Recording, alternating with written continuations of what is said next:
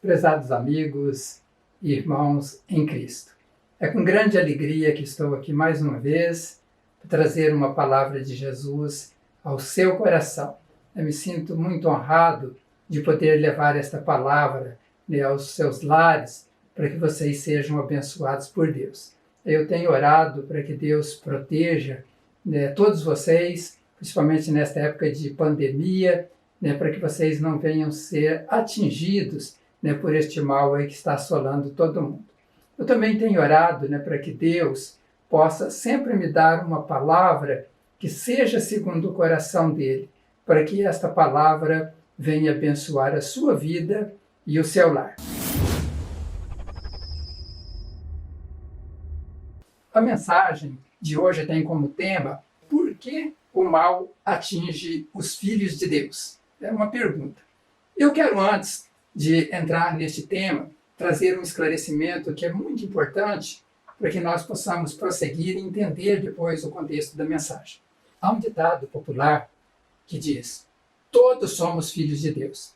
Do inglês, we are all children of God. Esse ditado não é bíblico. E não só isso, ele contraria o que a Bíblia ensina. A Bíblia ensina que filhos de Deus são aqueles que se tornam filhos de Deus, não que nascem no mundo. E o Evangelho do apóstolo João, ele traz isso de uma forma bem clara nos versos 11 e 12 do capítulo 1.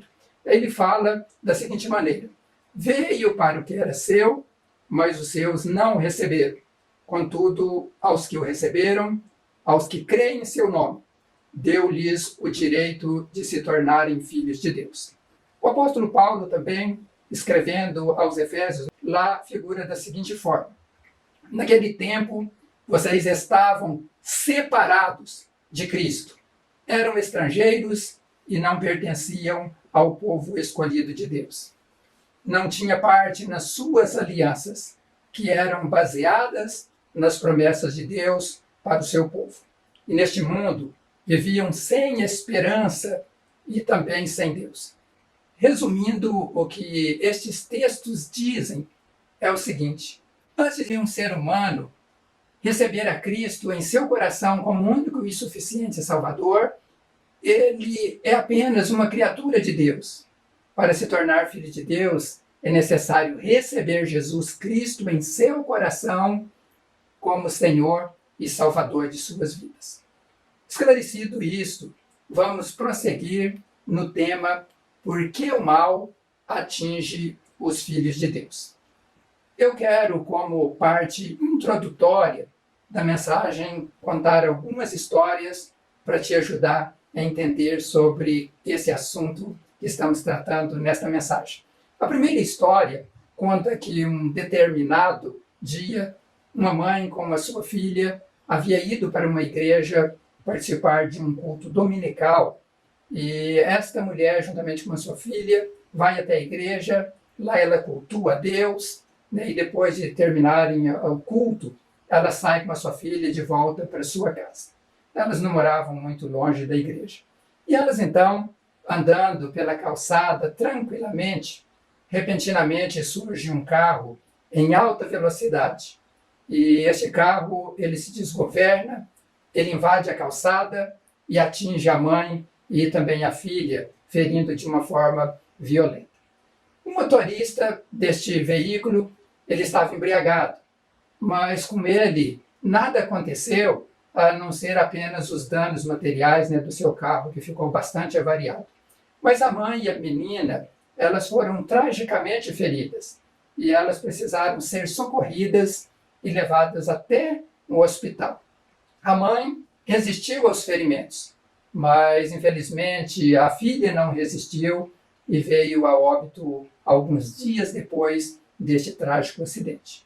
A primeira coisa que passa na nossa cabeça diante de uma situação como essa é: por que será que Deus não protegeu estas vidas? Elas tinham ido à igreja, possivelmente lá elas cantaram, oraram, ouviram a palavra de Deus, e tiveram comunhão com o corpo de Cristo, e elas fizeram aquilo que Deus queria que fosse feito, aquilo que todas as pessoas precisam fazer.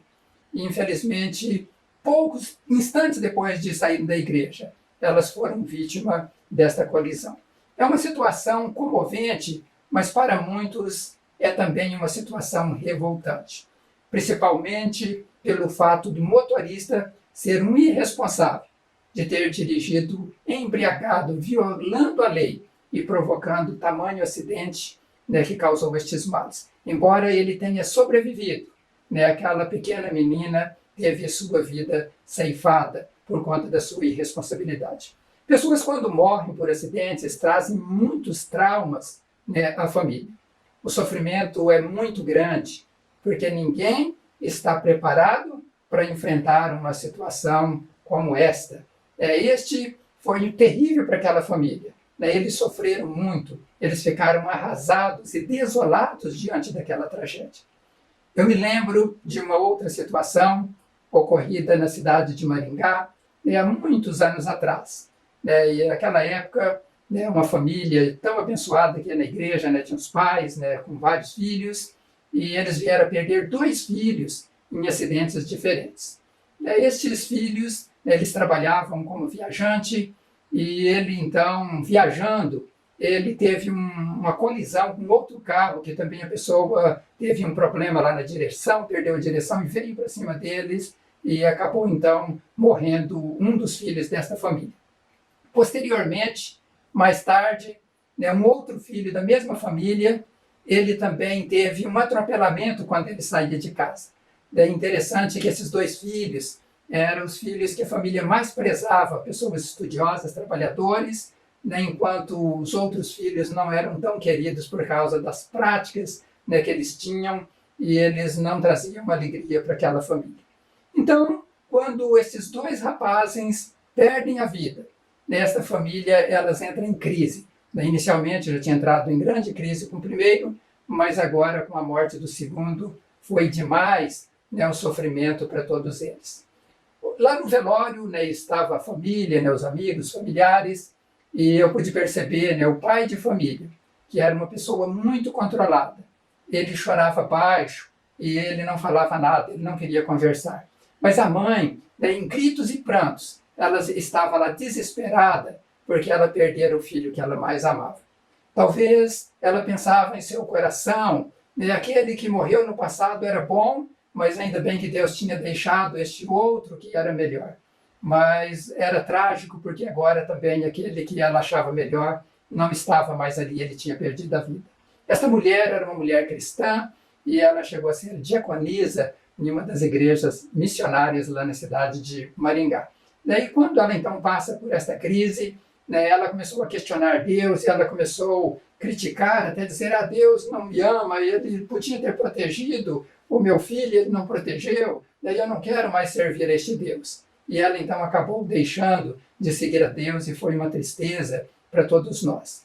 Eu poderia ainda citar muitas outras histórias a respeito disso, mas eu vou contar apenas mais uma que aconteceu aqui na cidade de Londrina, há mais ou menos 17 anos atrás, quando um ladrão invadiu a casa de uma irmã, e ali o seu filho, que tinha voltado do serviço, ele deu de cara com os ladrões que estavam dentro da casa.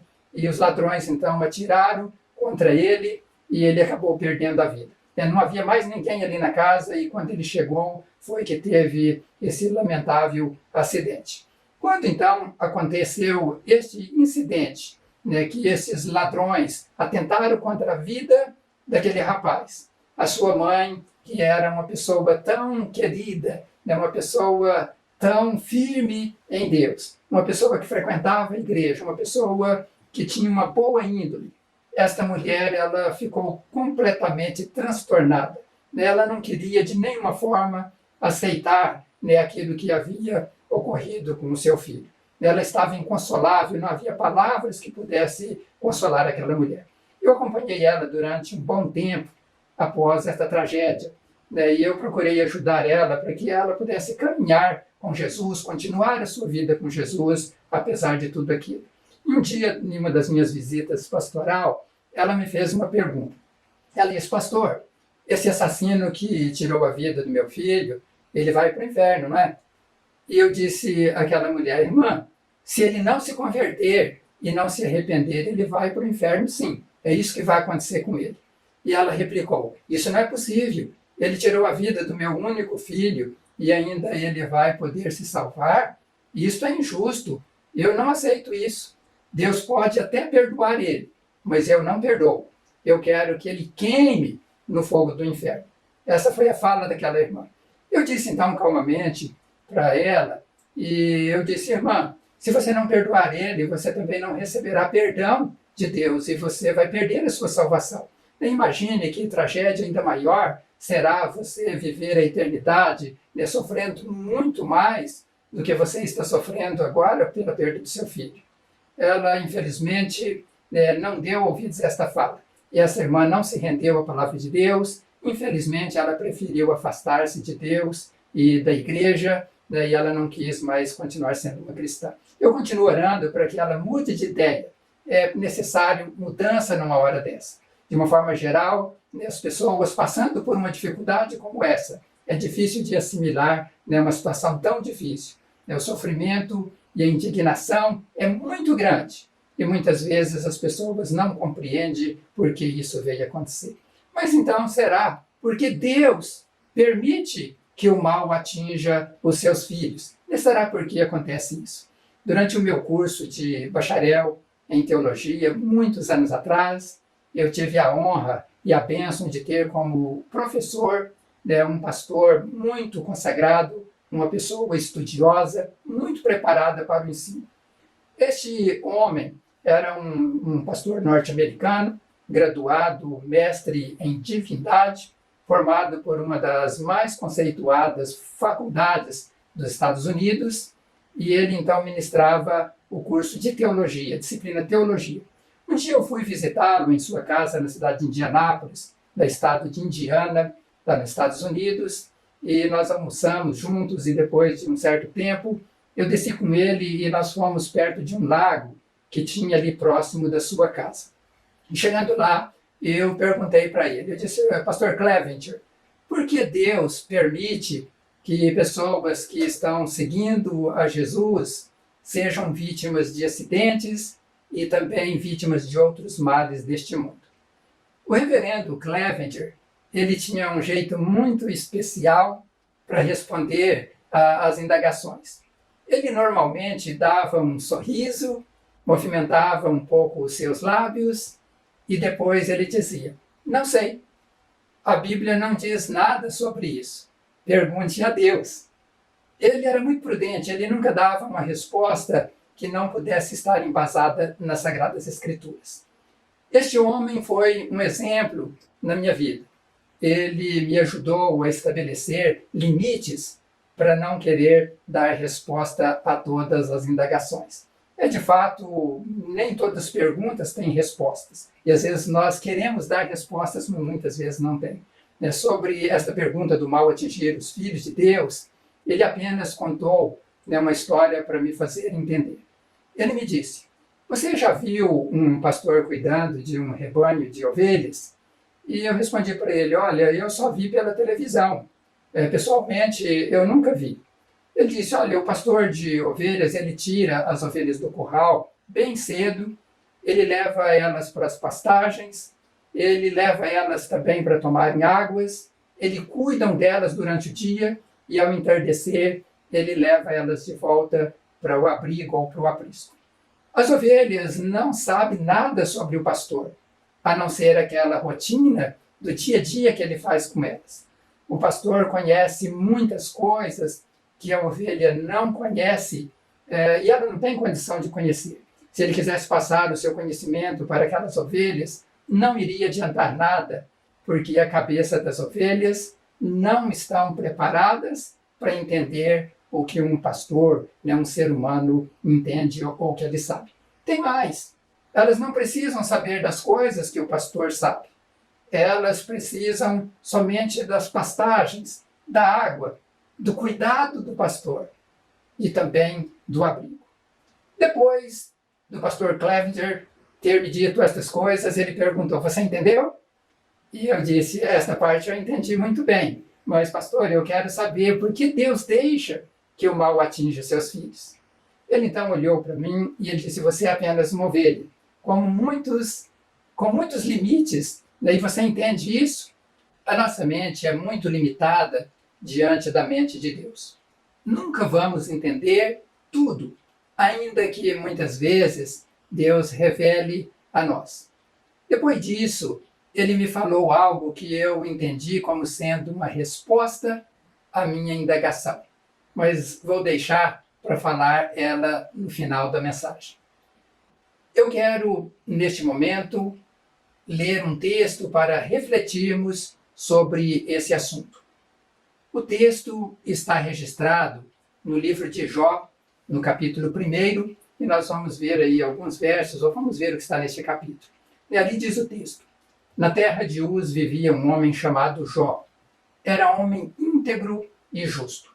Temia Deus e evitava o mal. Tinha ele 7 filhos e 3 filhas, e possuía 7.000 ovelhas, 3.000 camelos, 500 parelhas de boi e 500 jumentos, e tinha muita gente a seu serviço. Era o homem mais rico do Oriente. Seus filhos costumavam dar banquetes em casa, um de cada vez, e convidavam suas 3 irmãs para comerem e beberem com eles. Terminado um período de banquetes, Jó mandava chamá-los e fazia com que se consagrasse ou se purificasse. De madrugada, ele oferecia um holocausto em favor de cada um deles, pois pensava: talvez os meus filhos tenham lá no íntimo pecado e amaldiçoado a Deus. Essa era a prática constante de Jó. Certo dia, os anjos vieram apresentar-se ao Senhor e Satanás também veio com eles. O Senhor disse a Satanás: de onde você veio? Satanás respondeu ao Senhor: de perambular pela terra e andar por ela. Disse então o Senhor a Satanás: reparou em meu servo Jó? Não há ninguém na terra como ele, irrepreensível, íntegro, homem que teme a Deus e evita o mal. Será que Jó não tem razões para temer a Deus? Respondeu Satanás. Acaso não puseste uma cerca em volta dele, da família, dele, de tudo o que ele possui? Tu mesmo tens abençoado tudo o que ele faz, de modo que todos os seus rebanhos estão espalhados por toda a terra. Mas estende a tua mão e fere tudo o que ele tem, e com certeza ele te amaldiçoará na tua face. O Senhor disse a Satanás: pois bem, tudo o que ele possui está nas suas mãos, apenas não encoste um dedo nele. Então Satanás saiu da presença do Senhor. Certo dia, quando os filhos e as filhas de Jó estavam num banquete, comendo e bebendo vinho, na casa do irmão mais velho, um mensageiro veio dizer a Jó: os bois estavam arando e os jumentos estavam pastando por perto, e os sabeus atacaram e os levaram embora. Mataram à espada os empregados, e eu fui o único que escapou para lhe contar. Enquanto ele ainda falava, ou enquanto ele ainda estava falando, chegou outro mensageiro e disse: fogo de Deus caiu do céu e queimou totalmente as ovelhas e os empregados. E eu fui o único que escapou para lhes contar. Enquanto ele ainda estava falando, chegou outro mensageiro e disse: vieram caldeus em 3 bandos, atacaram os camelos e os levaram embora. Mataram à espada os empregados, e eu fui o único que escapou para lhes contar. Enquanto ele ainda estava falando, chegou ainda outro mensageiro e disse: seus filhos e suas filhas estavam num banquete, comendo, bebendo vinho na casa do irmão mais velho. Quando, de repente, um vento muito forte veio do deserto e atingiu 4 cantos da casa, que desabou. Eles morreram e eu fui o único que escapou para lhe contar. Ao ouvir isto, Jó levantou-se, rasgou o seu manto e rapou a cabeça. Então prostrou-se no chão em adoração e disse: saí nu do ventre da minha mãe e nu partirei. O Senhor o deu, o Senhor o levou. Louvado seja o nome do Senhor. Em tudo isso, Jó não pecou, nem de nada culpou a Deus. Eu quero destacar, meus amados, algumas coisas muito importantes nesse texto que nós acabamos de ler. Em primeiro lugar, daí eu quero falar das qualidades de Jó que está ali na Bíblia. Ele era um homem íntegro e justo, temia a Deus e evitava o mal. E o que afirma o primeiro verso deste capítulo. Sabe o que significa ser um homem íntegro, justo, temente a Deus e uma pessoa que se desvia do mal? A palavra hebraica é a palavra Shem, e ela significa um homem honrado. Ela significa uma autoridade em caráter, completo moralmente, piedoso, gentil, querido, reto, imaculado e perfeito. Notem que a palavra original tem o significado de perfeição, embora sabemos que perfeito é só Deus, mas dentro das limitações humanas. Jó foi considerado perfeito em toda a sua conduta. Diz o texto também que Jó era temente a Deus. Vejam bem, o significado desta palavra. No hebraico, a palavra aqui usada é yarai, é um adjetivo e significa moralmente reverente, ou seja, temente a Deus com reverência. Jó não apenas era temente a Deus, mas ele era reverente. Ele temia a Deus com reverência. Infelizmente, muitos estão perdendo este temor e esta reverência a Deus, até mesmo dentro da igreja. Isso precisa ser restaurado. Uma outra característica de Jó, segundo a Bíblia, é que ele se desviava do mal. A palavra correspondente no hebraico é a palavra koshor. Esta palavra significa alguém que vira as costas para o mal. É alguém que não quer ver o mal. Virar as costas é como não querer ver uma coisa ruim.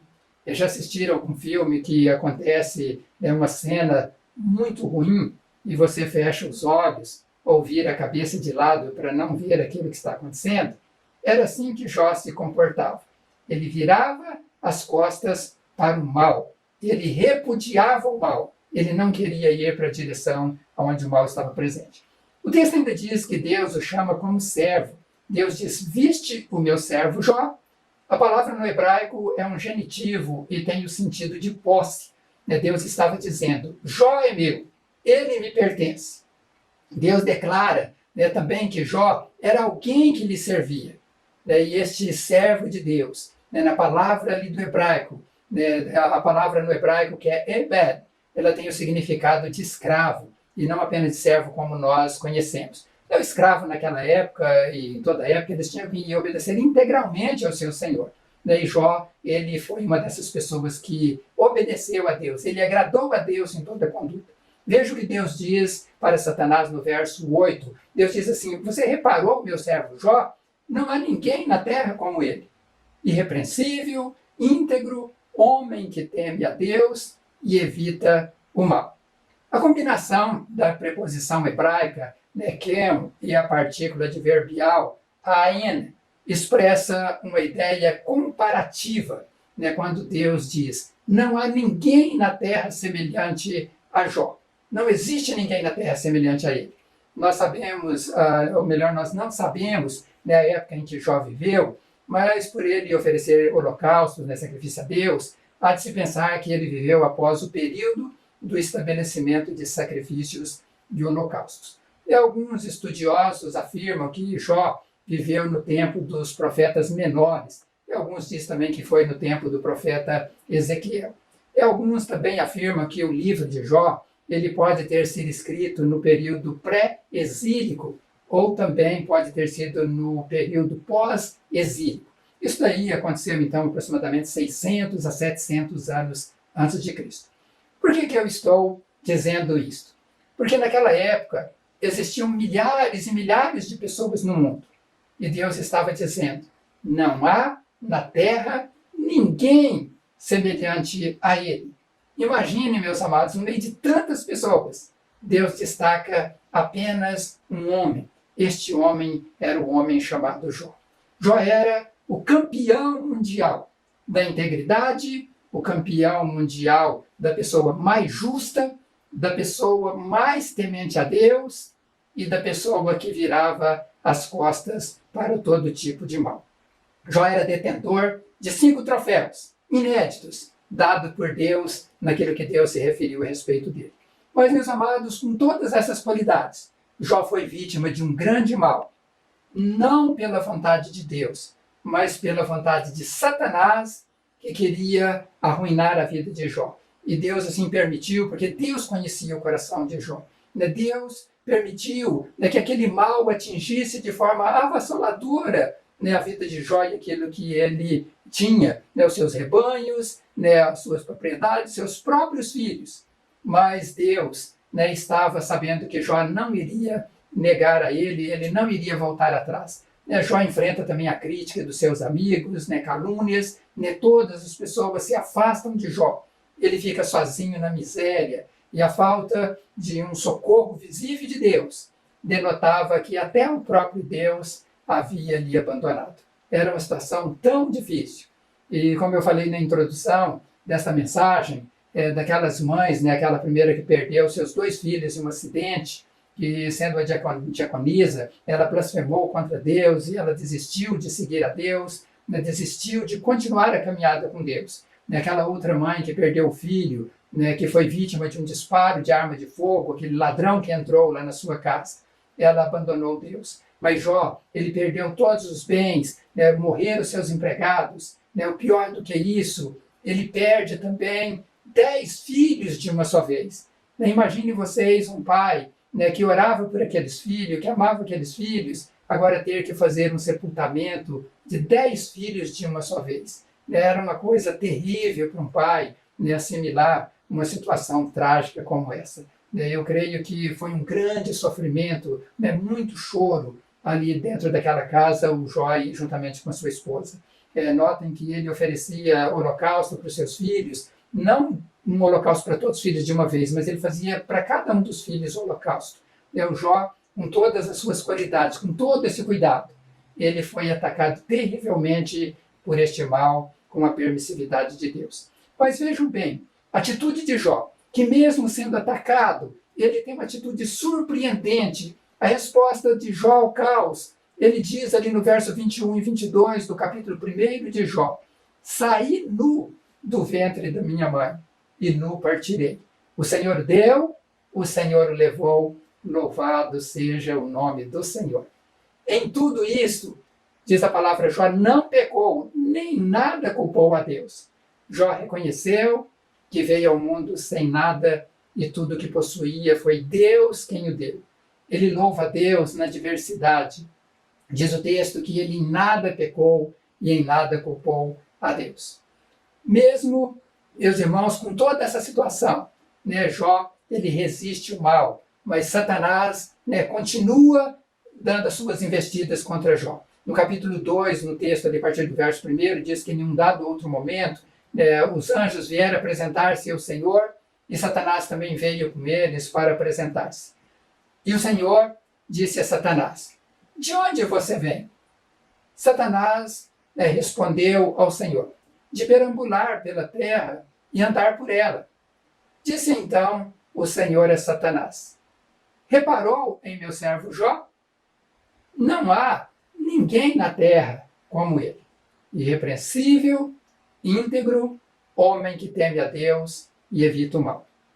Ele se mantém íntegro, apesar de você me haver instigado contra ele para arruiná-lo sem motivo. Pele por pele, respondeu Satanás, um homem dará tudo o que tem por sua vida.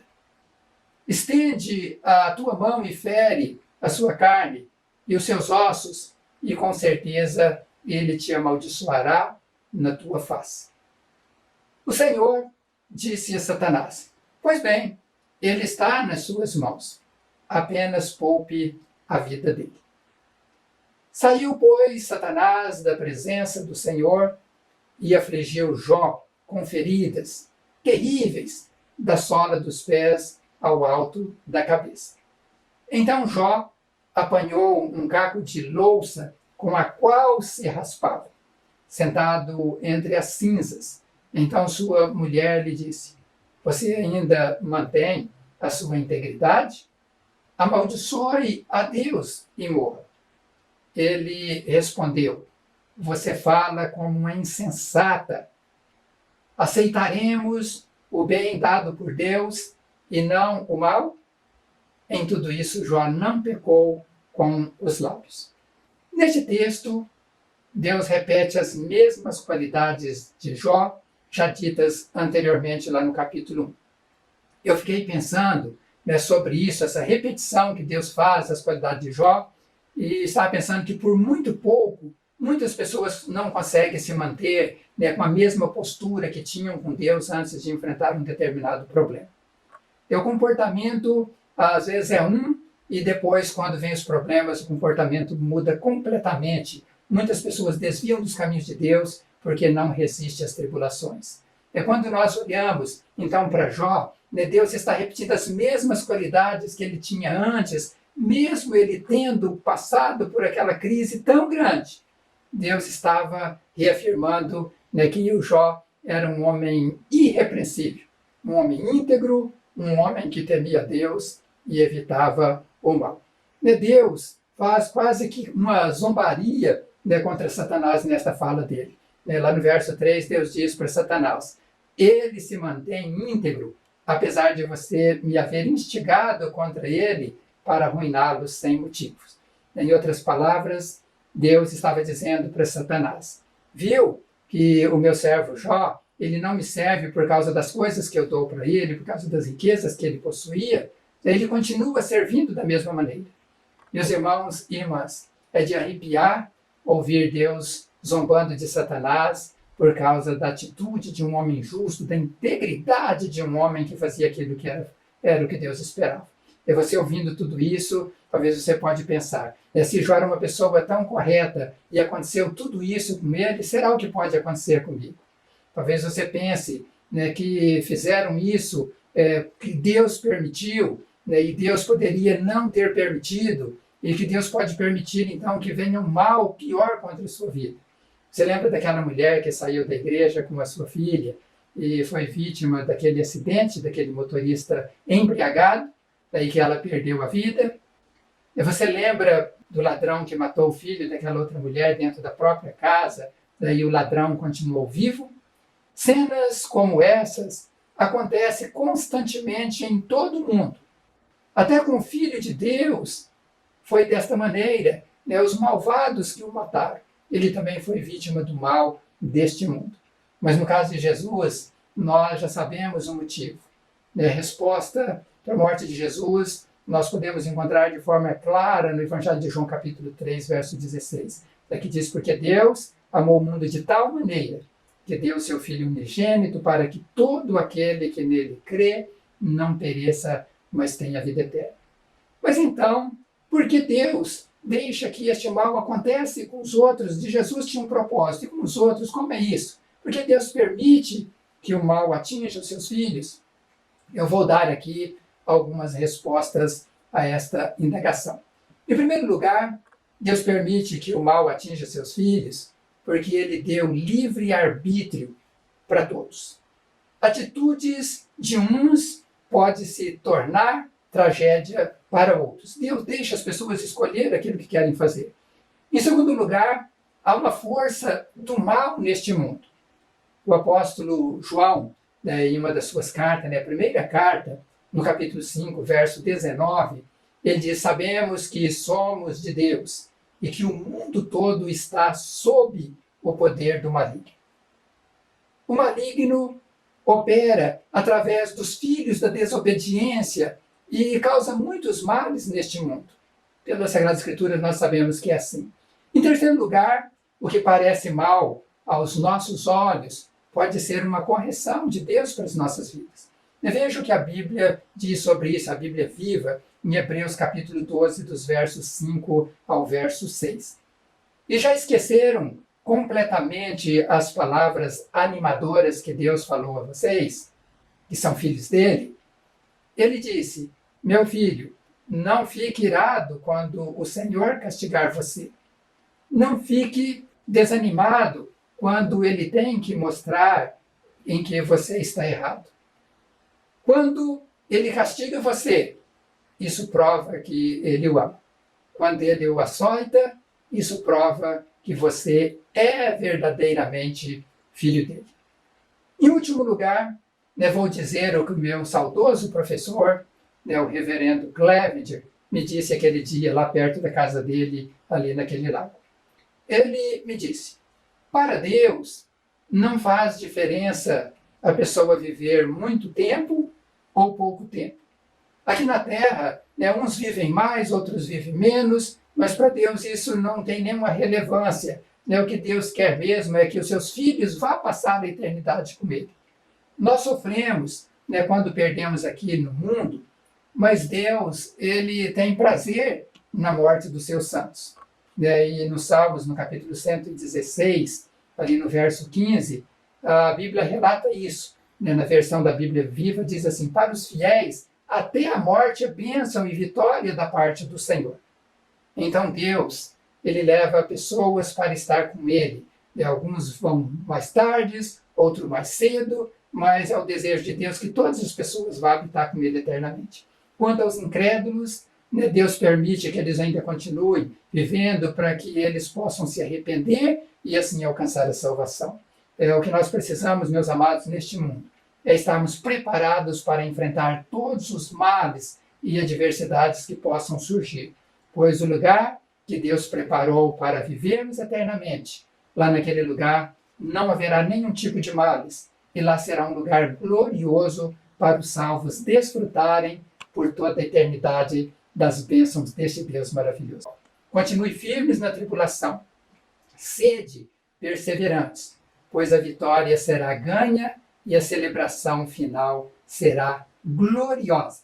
Que Deus assim abençoe a todos vocês, em nome do Senhor Jesus Cristo. Eu quero orar nesta hora para que Deus abençoe a sua vida. Senhor meu Deus e Pai, eu te agradeço pela palavra revelada a nós através das Sagradas Escrituras. De fato, Deus, nós vivemos num mundo que jaz no maligno. E quantos sofrimentos o maligno tem causado às pessoas. Deus usado pessoas para afligir, para tirar a paz, para roubar a alegria dos teus filhos que vivem neste mundo. E eu peço a Deus nesta hora, no nome do Senhor Jesus, que o Senhor proteja os teus filhos, que o Senhor, Deus, fortaleça o coração de cada um, para que não venham sucumbir diante das adversidades. Ó Deus, talvez algumas pessoas, no momento da pregação, lembraram de alguém que eles perderam de forma trágica e talvez estão relembrando aquilo com o coração ali agitado, que o Senhor possa acalmar este coração. Proteja, Senhor, a vida de todos nós quando saímos neste mundo, para que nós possamos viver, ó Deus, cumprindo com o teu propósito, fazendo aquilo que agrada o teu coração. Nesta hora, Deus, ainda faço a minha oração, para que o Senhor venha abençoar os nossos governos, aqueles, ó Deus, que estão no poder, para que eles possam tomar iniciativas que sejam de acordo com a tua palavra, que eles possam honrar ao Senhor, respeitar o Senhor como um Deus soberano, e que eles venham, Deus, ajudar a nação que tem passado por grandes sofrimentos. Ajude os teus filhos nos trabalhos, ó Deus, aqueles que trabalham como autônomos, profissionais liberais, ó Deus, as irmãs que trabalham também nos seus serviços, em todos os lugares, dentro dos lares, que o Senhor venha abençoar e suprir a necessidade de todos eles. Abençoe os empresários, ó Deus, os microempreendedores, e eu coloco todos diante do Senhor, para que o Senhor venha assim abençoar e que haja a bênção, a prosperidade no lar de cada um. Seja com cada um, abençoe a todos, meu Pai. É a minha oração em nome do Senhor Jesus. Amém. Que Deus abençoe grandemente a sua vida. E eu quero, neste final, fazer um pedido para você. nós temos postado várias mensagens no canal Palavras de Vida. Daí, quando você ouve essas mensagens e você é abençoado por elas, daí você pode também abençoar pessoas, e você pode ser um mensageiro multiplicando essas mensagens. De repente você pode entrar até no seu Facebook, e colocar lá o link da mensagem, indicando para que as pessoas possam ouvir. E eu tenho certeza que Deus vai abençoar a sua vida com esta atitude. Porque estas palavras são palavras de vida que Deus nos dá para abençoar as pessoas por toda parte do mundo. E você pode fazer parte daqueles que Deus alistou para que esta mensagem chegue aos corações. Então que Deus abençoe grandemente a sua vida. Fique na paz do nosso Senhor Jesus Cristo. Em breve voltaremos, se Deus assim permitir, com mais uma palavra para abençoar o seu coração. Abraço a todos.